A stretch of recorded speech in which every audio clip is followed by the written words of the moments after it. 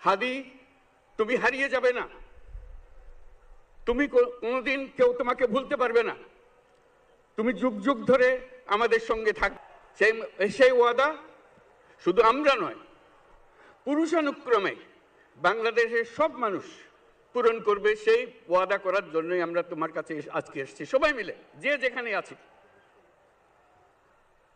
আমরা তোমার যে মানব প্রেম, তোমার যে ভঙ্গি, মানুষের সঙ্গে উঠা বসা, তোমার যে রাজনৈতিক দৃষ্টিভঙ্গি, সবাই প্রশংসা করছে। সেটা আমরা মনে প্রাণে গ্রহণ করছি, যে এটা যেন আমাদের মনে সবসময় জাগ্রত থাকে, আমরা সেটা অনুসরণ করতে পারি।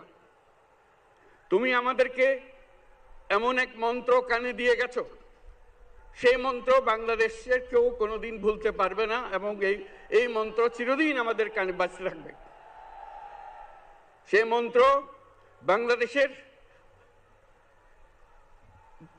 বড় মন্ত্র হয়ে আমাদের জাতির সঙ্গে সংযুক্ত থাকবে। তোমার মন্ত্র ছিল চলো বলবীর চির উন্নত মমশির।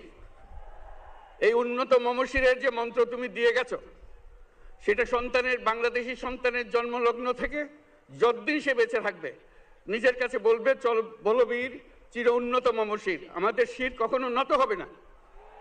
সেই মন্ত্র তুমি আমাদেরকে দিয়ে গেছো, আমাদের সব কাজে সেটা আমরা প্রমাণ করব।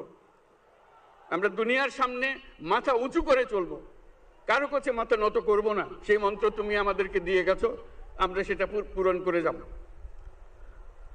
প্রিয় হাদি, তুমি নির্বাচনে অংশগ্রহণ করতে চেয়েছিলে, এবং সেই নির্বাচনে অংশগ্রহণ করতে গিয়ে নির্বাচন কিভাবে করতে হয় তারও একটা প্রক্রিয়া জানিয়ে গেছে আমাদেরকে।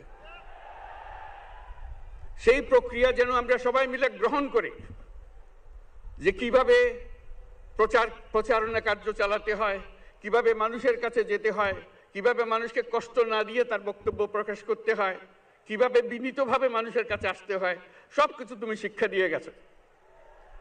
আমরা এই শিক্ষা গ্রহণ করলাম, আমরা এই শিক্ষা চালু করতে চাই। আমরা সবাই আমাদের জীবনে আমাদের রাজনীতিকে এই পর্যায়ে নিয়ে আসতে চাই, যাতে হাদি আমাদের জীবনে স্পষ্টভাবে জাগ্রত থাকে। আমাদেরকে তোমার মন্ত্র পুনঃ পুনঃ মনে করিয়ে দেবে, আমরা তোমাকে মনে করিয়ে দেব চলবীর উন্নত মমশির। আমরা সেই মন্ত্র নিয়ে আজকে সামনের পথে এগিয়ে যাব। তোমাকে আমাদের সবার পক্ষ